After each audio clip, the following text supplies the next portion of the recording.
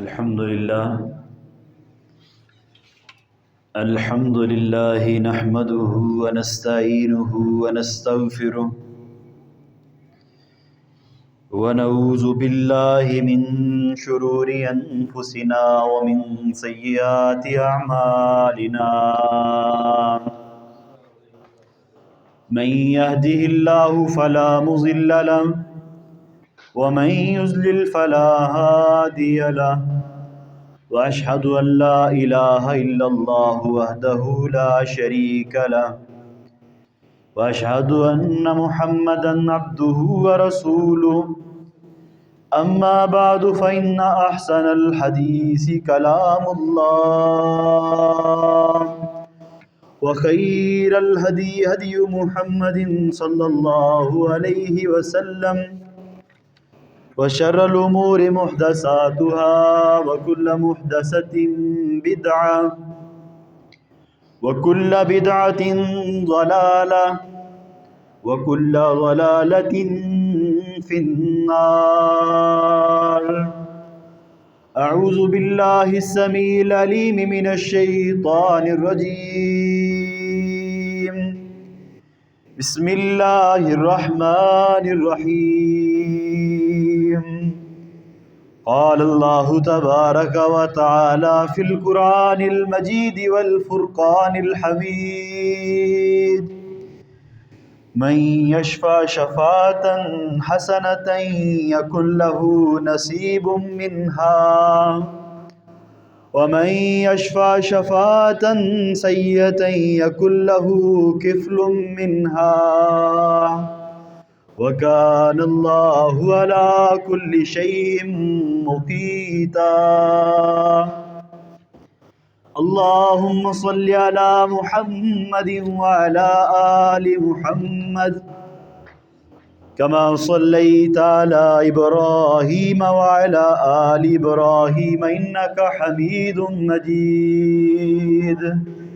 اللهم بارك على محمد وعلى آل محمد كما باركت على إبراهيم وعلى آل إبراهيم إنك حميد مجيد.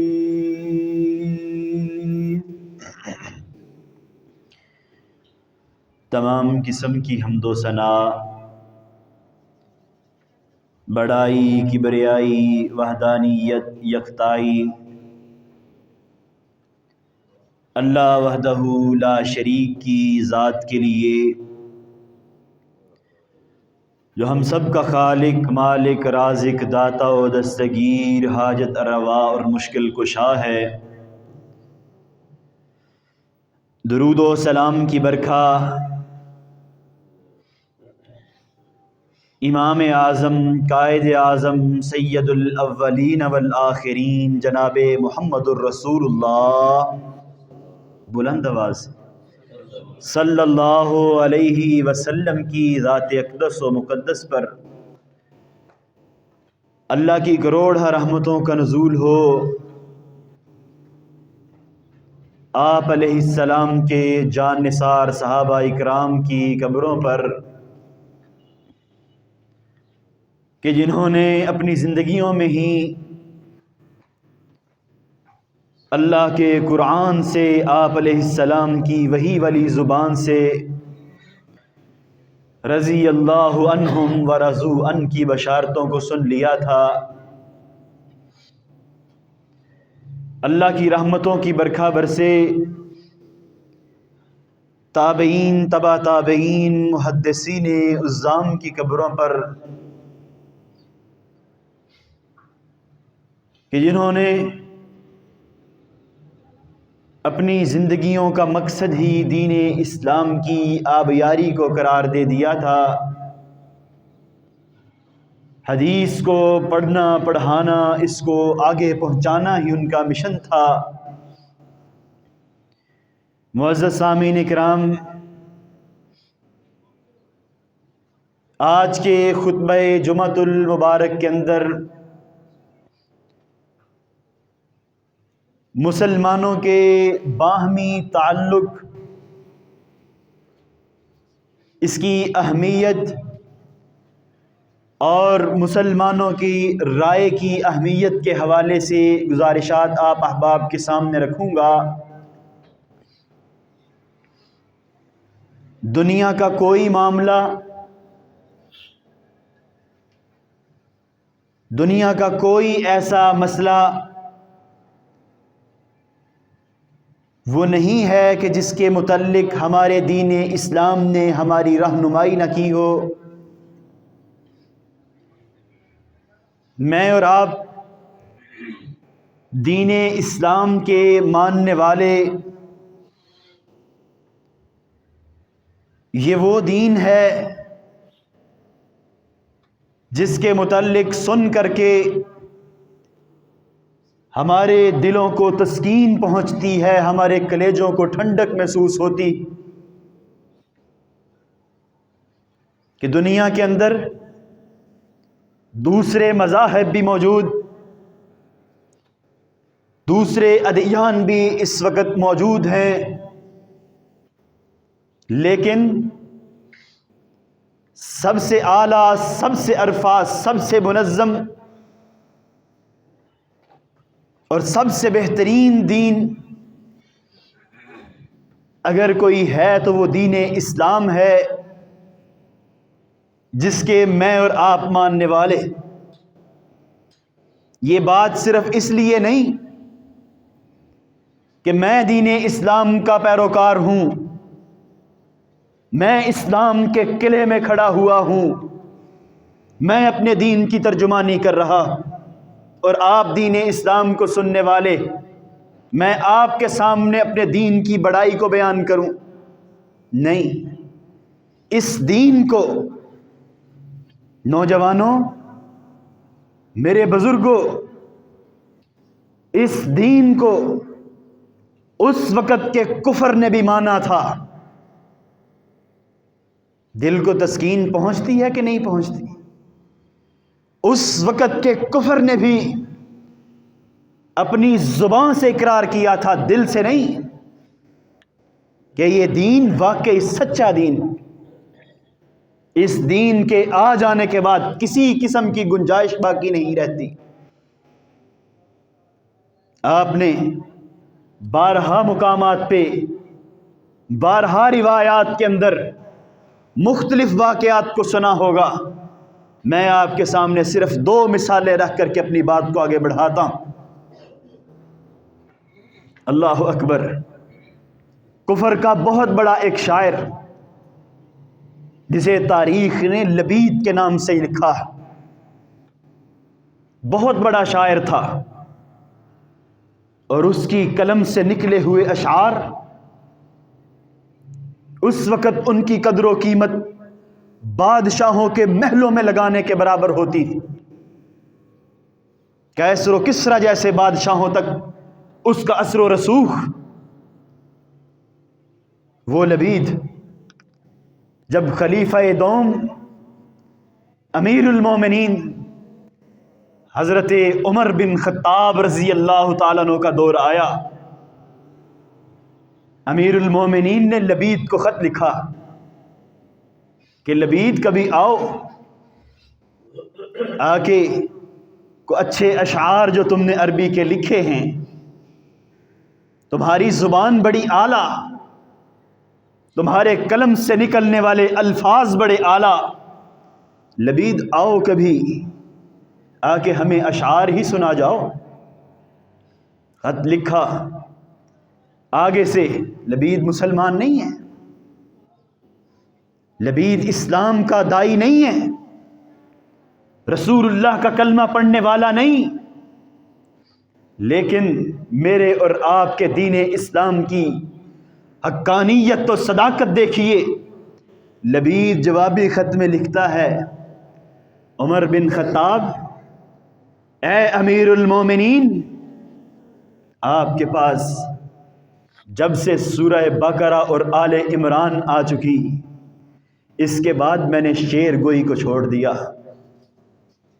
میں نے شعر لکھنا ہی ترک کر دیا، کہ آپ کے پاس جو چیز ہے، آپ کے پاس جو کتاب اللہ کی طرف سے اتاری گئی ہے، آپ کے پاس جو خزانہ موجود ہے اس کے ہوتے ہوئے میرے اشعار کی کوئی حیثیت و وقت باقی رہ ہی نہیں سکتی۔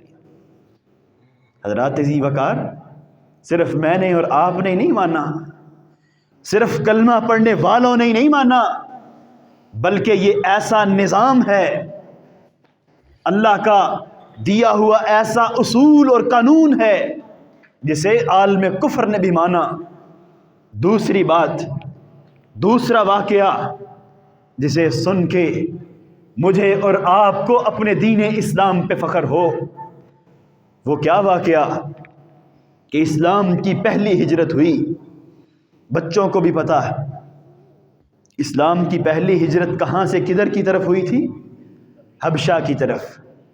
نجاشی کے دربار میں مسلمان قسم پرسی کی حالت میں پہنچے۔ نجاشی وہ معتدل بادشاہ تھا، بعد میں وہ مسلمان بھی ہوا۔ اس نے ان کی حالت زار کو دیکھا، پناہ دینے کے لیے مشاورت کی اور اپنا جو ہے وہ اثر و رسوخ لڑایا کہ اس وقت خطے کے اندر کوئی ایسا عرب کا باشندہ ہو کہ جس سے میں ان کے نبی کے بارے میں، ان کے دین کے بارے میں معلوم کر سکوں، مجھے پتا تو چلے کہ یہ لوگ کیسے ہیں۔ وہاں کے غدار اور وہاں کے جو ہے وہ جاسوس بن کر کے تو نہیں آئے۔ اللہ اکبر، تلاش کرنے پہ کون ملا؟ اللہ کے بندو، تلاش کرنے پہ اس وقت کا دین اسلام کا سب سے بڑا مخالف کون ہو سکتا جو بعد میں اللہ کے پاک پیغمبر کے سسر بنے، جو بعد میں اللہ کے پاک پیغمبر کے غلام بنے؟ کون ملا؟ حضرت ابو سفیان کہہ دیں رضی اللہ تعالی عنہ، جب تک کلمہ نہیں پڑھا، جب تک لا الہ الا اللہ کا اقرار نہیں کیا، تاریخ کو اٹھا کے دیکھیں کتنا بڑا کفر کا جرنیل رہا، کتنا ان کا روب تھا، کتنی بڑی ہر جگہ پہ انہوں نے مخالفت کی دین اسلام کی۔ انہیں بلایا گیا دربار میں کہ آئیں ابو سفیان، میں ان لوگوں کے بارے میں اور ان کے جن کو یہ آخری نبی مانتے ہیں ان کے بارے میں کچھ سوال کرنا چاہتا ہوں۔ حضرت ابو سفیان اس وقت کافر، اس وقت 100 اونٹ سر کی قیمت لگانے والے، ان سے سوال کیے نجاشی نے، دونوں کافر۔ اس وقت نجاشی بھی مسلمان نہیں، اس وقت ابو سفیان بھی مسلمان نہیں۔ حضرت ابو سفیان بعد میں کہتے ہیں کہ نجاشی نے جتنے بھی مجھ سے سوال کیے، چاہتے ہوئے بھی، اپنے دل کی کڑی خواہش کے باوجود بھی میں کو دین اسلام کے بارے میں ایسی بات نہیں کر سکا۔ میں کو دین اسلام کی خامی، اللہ کے پاک پیغمبر کی ذات کی کو خامی، اللہ کی کتاب کی کو خامی، ایک خامی میں میں نجاشی کے سامنے پیش نہیں کر سکا۔ شدید مخالفت اور شدید خواہش کے باوجود۔ حضرات ذی وقار، یہ دین اسلام، یہ دین اسلام ہے جس کے میں اور آپ ماننے والے، جس کا میں اور آپ دم بھرنے والے، اس دین اسلام کے غلبے کا، اس دین اسلام کی مضبوطی کا سارے کا سارا انحصار مسلمانوں کے باہمی تعلق پر ہے۔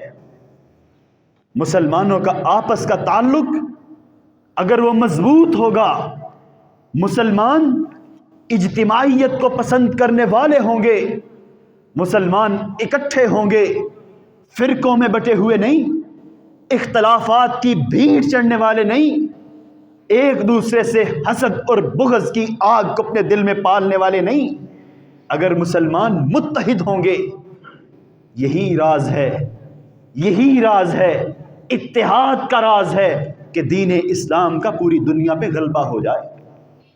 حضرات، یہ دین اتحاد کا دائی دین ہے۔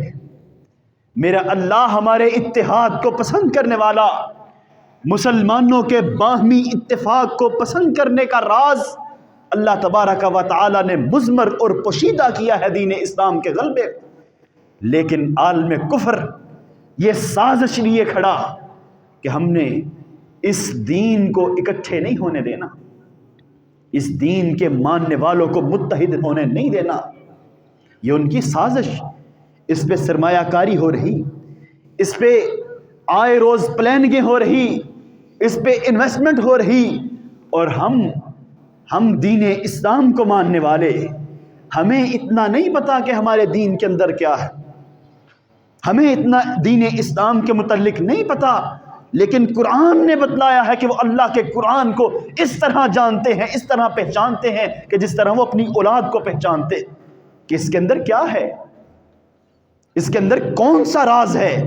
اس ڈر اور خوف کی وجہ سے، اس اپنے دلوں کی بیماری کی وجہ سے کہ یہ دین اسلام ہم پہ غالب آ جائے گا، اس نے غلبہ پہلے بھی پایا بہت کم وقت میں، اب بھی اگر انہیں شتر بے مہار چھوڑا گیا، انہیں اپنی مرضی کرنے دی گئی، تو یہ بہت جلد ہم پہ غلبہ پا لیں۔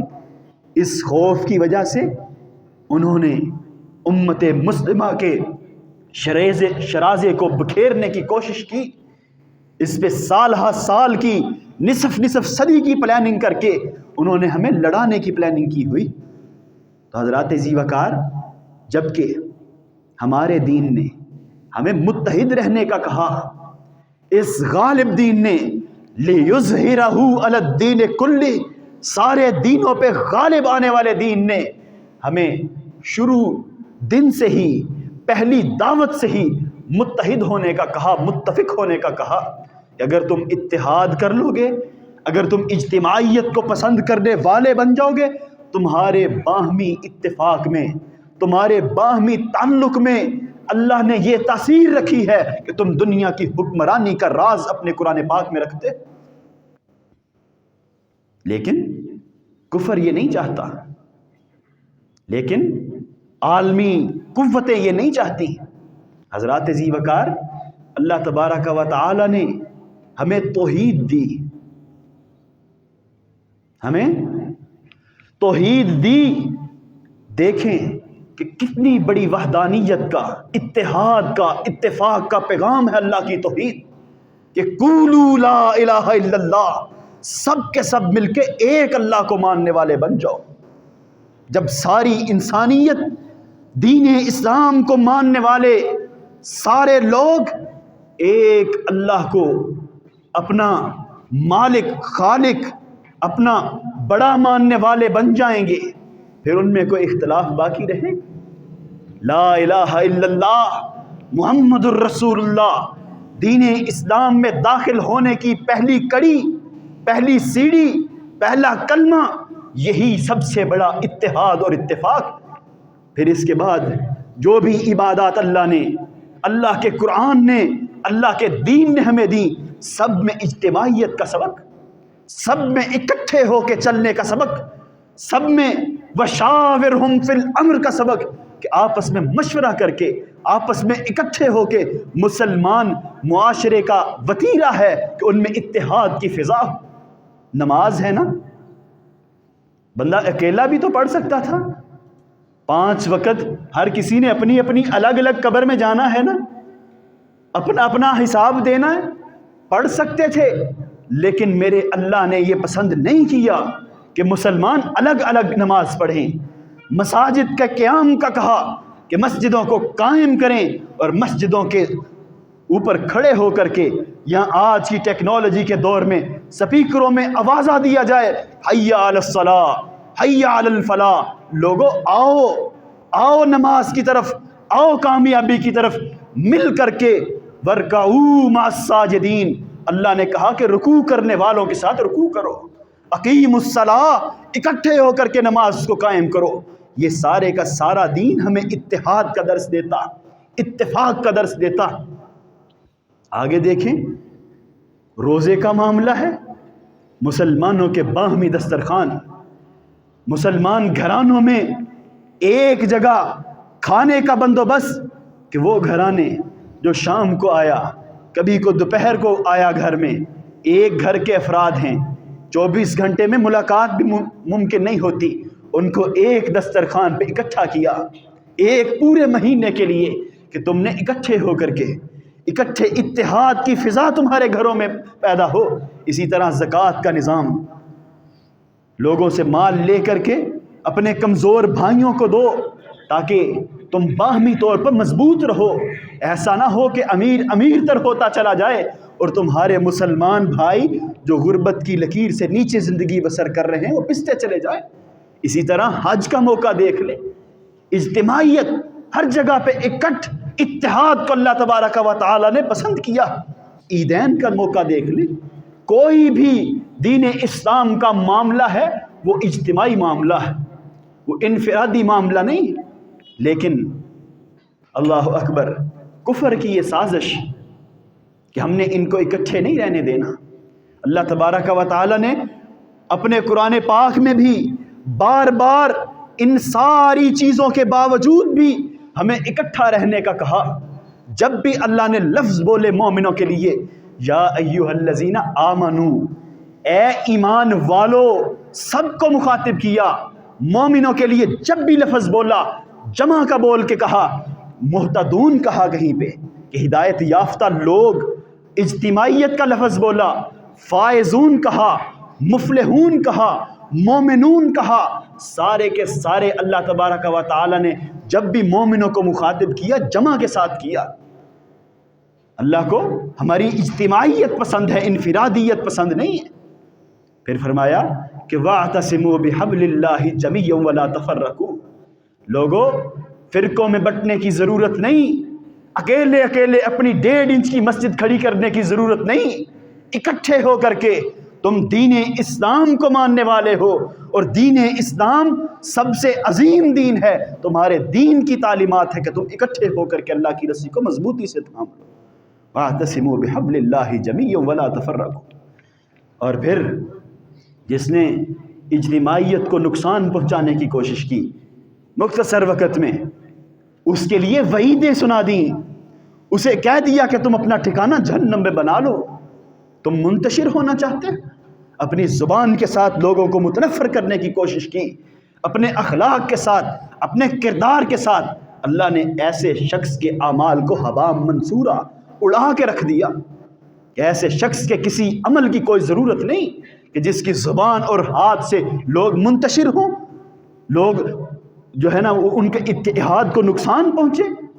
اللہ اکبر، اللہ تبارک و تعالی ایسے شخص کی عبادت قبول نہیں کرتے، ایسے شخص کو معاف نہیں کرتے جو اجتماعیت کو توڑنے والا ہو، جو اپنی الگ رائے قائم کرنے والا ہو۔ اللہ اکبر، وہ حدیث مبارکہ آپ کے سامنے ہے نا کہ سوموار اور جمعرات کو اللہ کے ہاں اعمال پیش کیے جاتے ہیں، اللہ تبارک و تعالی سب کو معاف کر دیتے ہیں، شرک کے علاوہ سب کو معاف کر دیتے ہیں سوائے ان 2 مسلمانوں کے جو آپس میں ناراض ہوں، جنہوں نے آپس میں تعلق کو توڑا ہوا ہو۔ اللہ تبارک و تعالی حدیث قدسی کے الفاظ ہیں، اللہ تعالیٰ فرشتوں سے کہتے ہیں کہ انذروا ھذین حتی یصطلحا، ان کو چھوڑ دو یہاں تک کہ انہیں مہلت دے دو، ان کے لیے کوئی معافی نہیں ہے، انہیں ایسے ہی رہنے دو، باقی سب کو اللہ تعالیٰ معاف کر دیتے ہیں، انہیں مہلت دے دو یہاں تک کہ یہ صلح کر لیں۔ کل قیامت کے دن بھی آئے گا نا تہامہ پہاڑوں کے برابر نیکیاں لے کر کے، لیکن لوگوں کو نقصان پہنچانے والا، اپنی زبان سے تیر چلانے والا، اپنے اخلاق سے لوگوں کو متنفر کرنے والا، اپنی زبان سے لوگوں کو دور کرنے والا، اس شخص کے اعمال کو اللہ تبارک و تعالی تقسیم کر دیں گے۔ جن کا دل دکھایا ہوگا، جن کو تکلیف پہنچائی ہوگی، یہ کیا ہے؟ اللہ تبارک و تعالی ہمیں، میرا اور آپ کا رب ہمیں اکٹھا ہونے کا کہہ رہا کہ تمہارے غلبے کا راز تمہارے متحد ہونے میں۔ لیکن میرے بھائیوں، میرے دوستوں، میرے بزرگوں، اتنا سارا سب کچھ واضح دین جسے کفر بھی مانتا ہے، جسے اسلام بھی مانتا ہے، سب مسلمان بھی جانتے ہیں، اتنی واضح تعلیمات کے باوجود بھی آج مسلمان کفر کے ہاتھوں کھلونا بنا ہوا۔ میرا اور آپ کا پاکستان، میری اور آپ کی یہ دھرتی ماں بڑے اہم موڑ میں داخل ہو رہے۔ اس وقت پاکستان کے عوام وہ ایک اہم دور سے گزر ہے جو کہ حکمرانوں کے انتخاب کا دور ہے۔ بڑا اہم فیصلہ ہے قوم کے لیے، اللہ اکبر۔ لیکن اس اہم فیصلے کے دوران ہم کفر کی سازش سے بچ نہ سکے۔ اتنا اختلاف، اتنا انتشار، باہمی طور پہ اتنا دور کیا مسلمانوں کو کفر کی سازش نے کہ آپ کے سامنے ہی ہے۔ سوشل میڈیا کو کھول کر کے دیکھ لیں، کیا یہ معاشرہ اسلامی معاشرہ لگتا ہے؟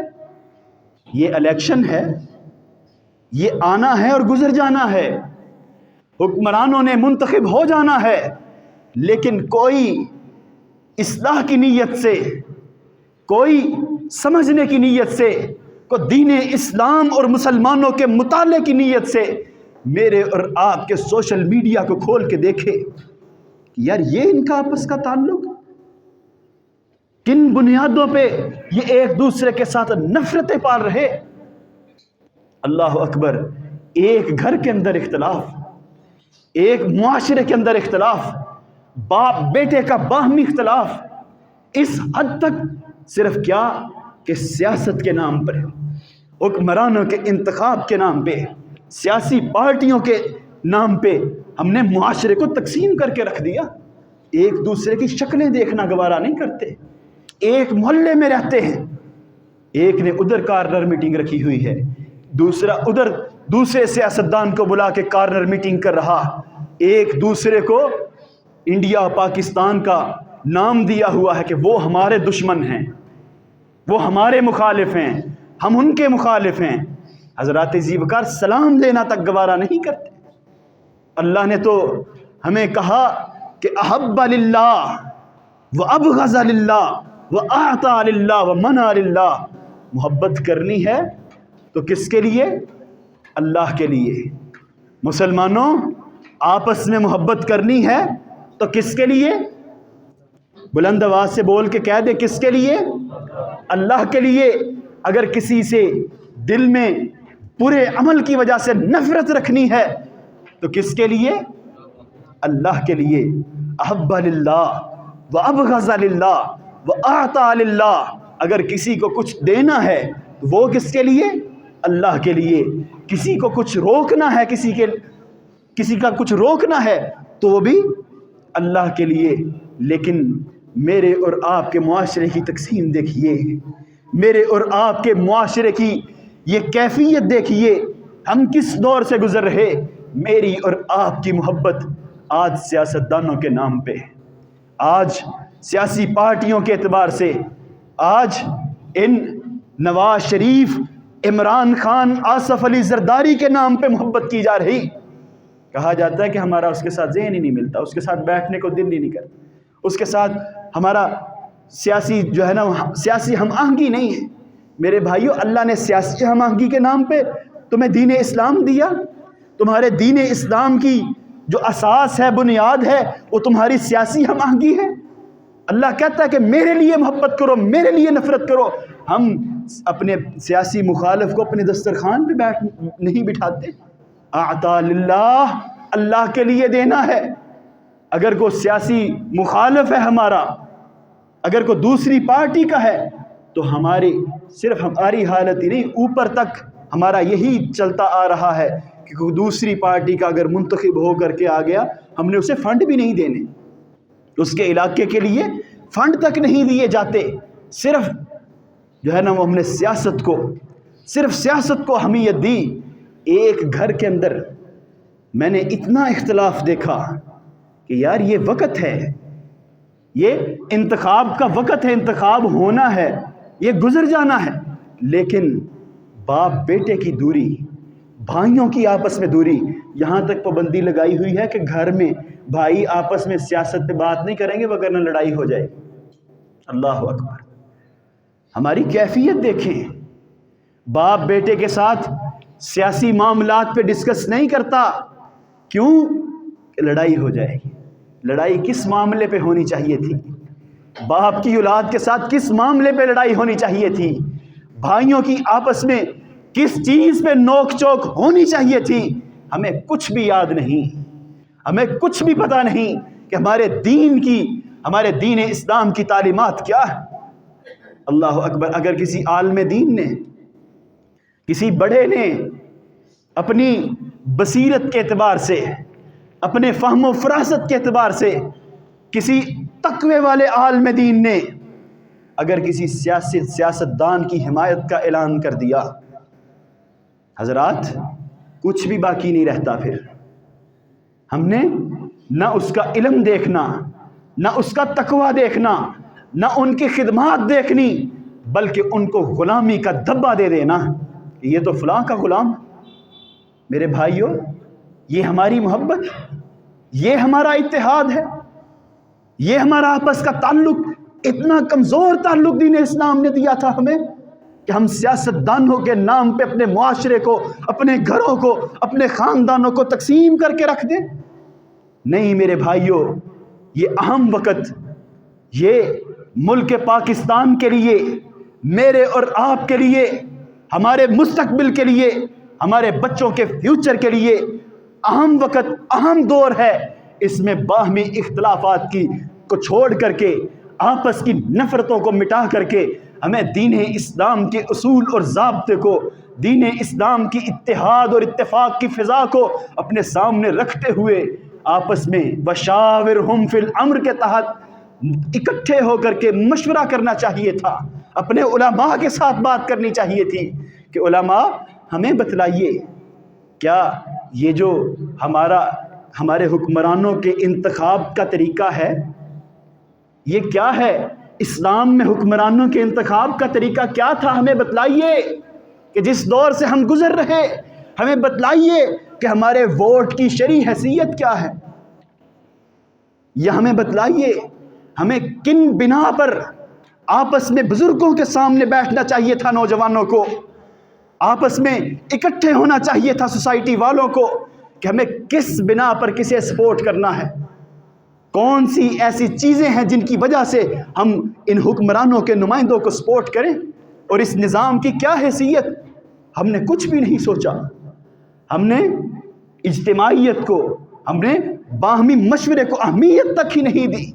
میرے بھائیوں، میرے دوستوں، میرے بزرگوں، اگر یہ سوال پوچھے جاتے، اگر ان سوالوں کو عام کیا جاتا تو معاشرے کو پتہ چلتا کہ یہ جو موجودہ انتخاب ہے، نوجوانوں کو پتہ ہوتا کہ اسلام کا انتخاب کیا ہے، اسلام میں مسلم حکمران کو منتخب کرنے کا طریقہ کار کیا رہا، اور ہمارے ہاں جو رائج ہے اس کی کیا حیثیت. آپ کے سامنے مختصراً کچھ منٹوں میں اس بات کی وضاحت کو رکھتا ہوں کہ میرے بھائیوں، یہ ایک جو ہے وہ کشمکش کا شکار ہے. جن لوگوں کو شعور ہے نا، وہ کشمکش کا شکار ہیں کہ کیا یہ طریقہ ہمارے دین کا طریقہ ہے یا ہم اسلام کی مخالفت کرنے جا رہے ہیں 8 فروری کو.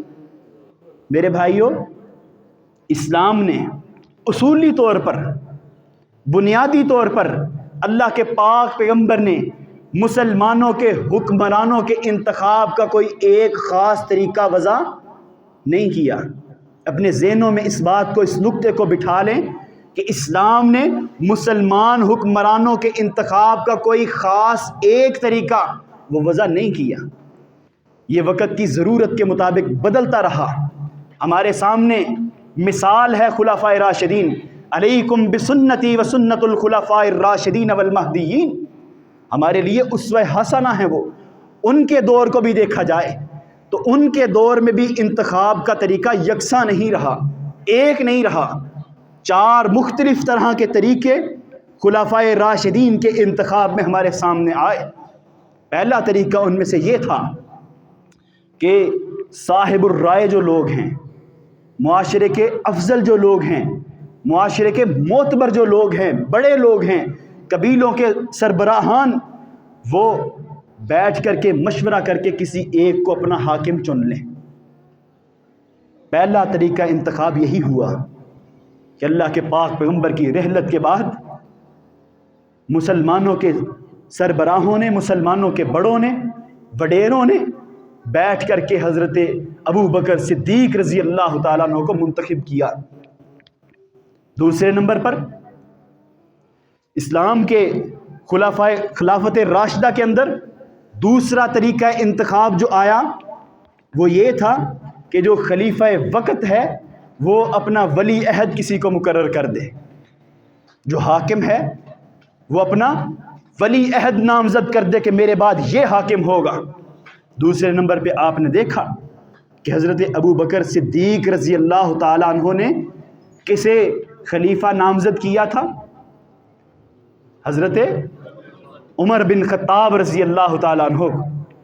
اس کے بعد حضرت عمر کا دور وہ مکمل ہونے کو ہے، حضرت عمر زخمی ہے۔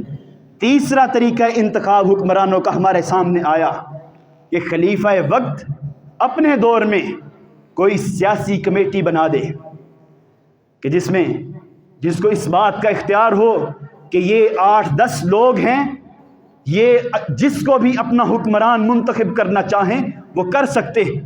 یہی طریقہ حضرت عثمان کے انتخاب کے وقت کام آیا۔ 8-10 لوگ تھے، صحابہ اکرام تھے معتبر، انہوں نے حضرت عثمان کو اپنا خلیفہ منتخب کیا۔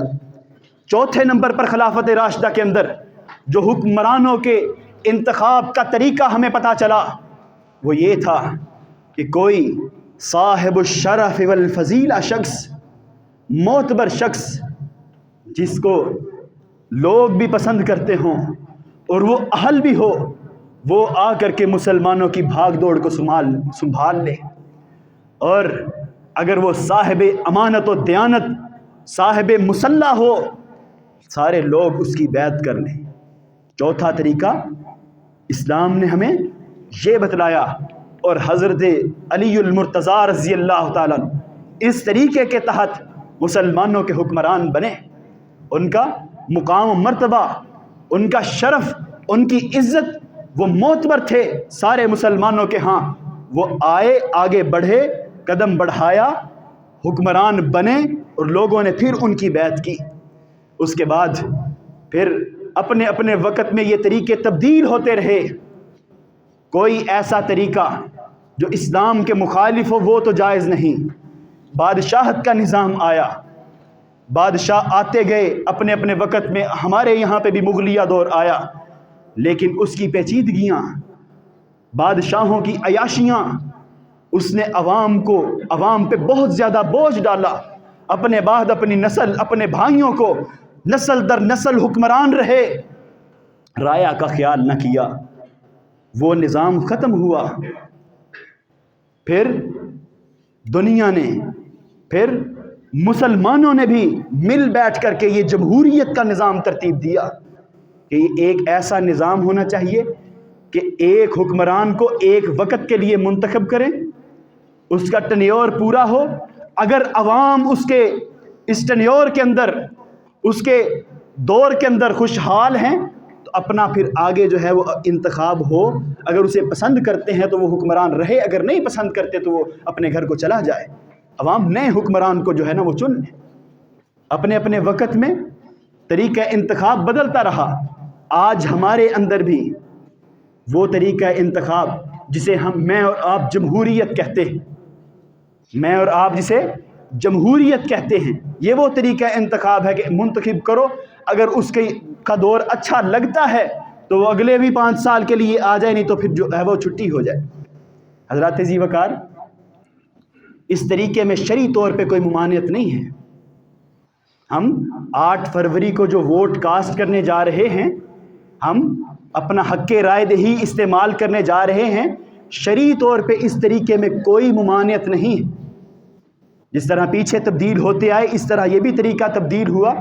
ہمیں چاہیے کہ ہم نکلیں اور جو ہمارے لیے بہتر شخصیت ہے، جو ہمارے پاکستان کے لیے، ہمارے دین اسلام کے لیے جو ہمیں پوزیٹیو شخصیت لگتی ہے، ہم اس کے حق میں اپنی رائے کو دیں، اپنے ووٹ کو کاسٹ کریں۔ اس ذہنی کشمکش سے باہر نکل آنا چاہیے کہ پتہ نہیں یہ طریقہ اسلام کے مخالف طریقہ ہے، اسلام کی مخالف سمجھ کر کے اس طریقے سے انکار نہیں کرنا چاہیے۔ اس طریقے سے پیچھے نہیں ہٹنا چاہیے، میدان خالی نہیں چھوڑنا چاہیے۔ اگر میدان خالی چھوڑ دیں گے پھر ہماری اصلاح کبھی بھی ممکن نہیں ہوگی۔ دوسرے نمبر پر ہمارے ووٹ کی شرعی حیثیت کیا ہے؟ عام سوال پوچھا جاتا ہے۔ میرے بھائیوں، میرے دوستوں، میرے بزرگوں، ہمارا ووٹ ایک امانت ہے، ہمارا ووٹ ایک قومی فریضہ ہے۔ اسے قومی فریضہ سمجھ کر کے اپنی بہتر رائے کے ساتھ، اللہ نے فہم و فراست دی ہے، اپنی بہتر رائے کے ساتھ اسے کاسٹ کرنا چاہیے۔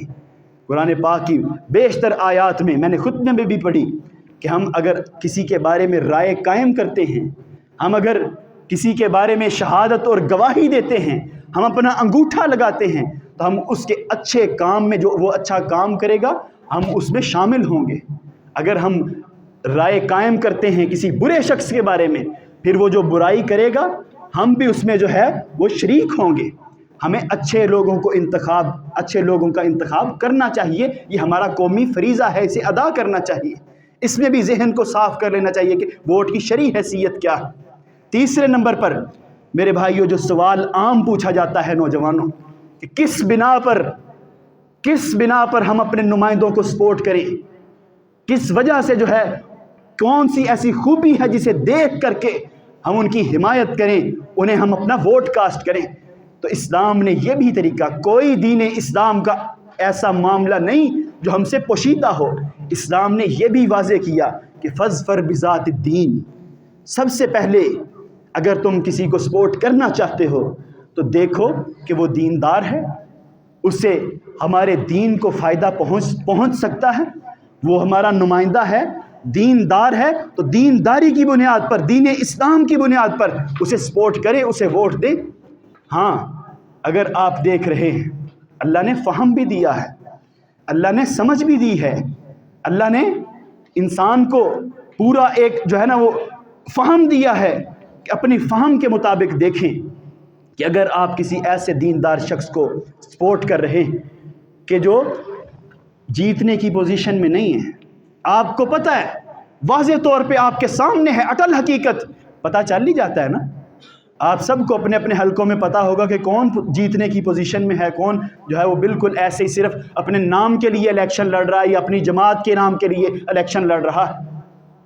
سب کو واضح طور پہ پتہ ہے، دین اسلام کا نام لینے والے بھی بہت ہیں، لیکن صرف کاغذی طور پہ لوگوں کا ووٹ وہاں پہ ضائع ہو جاتا ہے۔ آپ بھی ووٹ کاسٹ کریں گے، آپ اپنے جذبے کے ساتھ کاسٹ کریں گے، لیکن آپ کو پتہ ہے کہ یہ نمائندہ جسے میں دین کے نام پہ ووٹ دے رہا ہوں یہ جیتنے کی پوزیشن میں نہیں ہے۔ پھر کیا کرنا ہے؟ آپ کے سامنے 2 یا 3 بڑی سیاسی پارٹیوں کے جو بندے ہیں انہیں دیکھ لیں، ان میں سے جو بہتر ہے، آپ کی نظر میں سارے ہی برے ہوں گے۔ آپ اگر سب کو ہی برا سمجھتے ہیں، پھر بھی اسلام کا اصول ہے، وہ کیا ہے کہ احون الشرین، 2 شر جو ہیں ان میں سے اگر کسی ایک کا انتخاب کرنا ضروری پڑ جائے، ایک کو منتخب کرنا ضروری ہو، تو پھر چھوٹے شر کو منتخب کر لیں۔ پھر چھوٹی برائی والے، تھوڑی تباہی پھیرنے والے جو ہیں ان کو منتخب کر لیں، بجائے اس کے کہ ہم اپنا ووٹ اس بندے کو کاسٹ کریں مذہب کے نام پہ، دین کے نام پہ، جو جیتنے کی پوزیشن میں ہی نہیں ہے۔ اللہ نے ہمیں سمجھ دی ہے، ہوا احون الشرین، 2 شر میں سے جو 2 ہمارے سامنے برائیاں ہیں ان میں سے بڑی برائی کو اسمبلی میں پہنچنے سے بچائیں، ان میں سے بڑے فتنے کو اسمبلی میں پہنچنے سے بچائیں۔ ووٹ کو اپنا قومی فریضہ سمجھتے ہوئے اگر آپ کے علاقے میں جو بھی پوزیشن ہے، آپ کے حلقے میں جو بھی پوزیشن ہے، سارے اپنی پوزیشن سے بہتر طور پہ جانتے ہیں، سب کے سامنے واضح ہے، پھر اگر دیندار اگر ہمارے حلقے میں جیتنے کی پوزیشن میں نہیں ہے نوجوانوں، تو پھر کیا کرنا ہے؟ جو اوپر والے 2-3 نمائندوں میں سے بہتر، تینوں میں سے جو بہتر لگتا ہے اسے ووٹ دے کر کے، اس کی سپورٹ کر کے دوسرے کا راستہ روکیں۔ کس بنا پر؟ اسی بنا پر کہ راستہ اگر ہم ہموار کریں گے، دینداروں کو ووٹ دے کر کے اگر ہم دوسرے کا راستہ ہموار کریں گے، اس میں ہمارا بھی ہاتھ ہوگا۔ وہ جا کے پھر جو بھی تباہیاں کرے گا، جو بھی اسلام کی مخالفت کرے گا، ہم بھی اس میں شریک ہوں گے، کیونکہ ہمیں فہم ہے، ہمیں سمجھ ہے کہ ہم اس کو اپنا ووٹ ضائع کر کے اس کا راستہ ہموار کر رہے۔